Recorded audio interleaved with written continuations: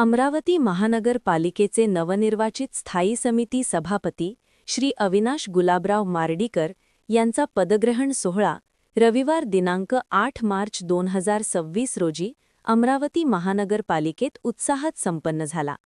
या प्रसंगी महापौर श्रीचंद तेजवानी यांचीही विशेष उपस्थिती होती. तसेच राष्ट्रवादी काँग्रेस पार्टीचे महासचिव संघटन आदा संजय भाऊ खोडके आणि अमरावतीच्या आदा सौ सुलभाताई खोडके यांची प्रमुख उपस्थिती लाभली. मान्यवरांच्या हस्ते अविनाश मार्डीकर यांचे पुष्पगुच्छ देऊन अभिनंदन करण्यात आले. उपस्थितांनी टाळ्यांच्या गजरात त्यांचे स्वागत करत पुढील कार्यकाळासाठी शुभेच्छा दिल्या. यावेळी शहराच्या विकासासाठी व महानगरपालिकेच्या कामकाजाला गती देण्यासाठी सर्वांनी एकत्रितपणे प्रयत्न करण्याचा निर्धार व्यक्त करण्यात आला.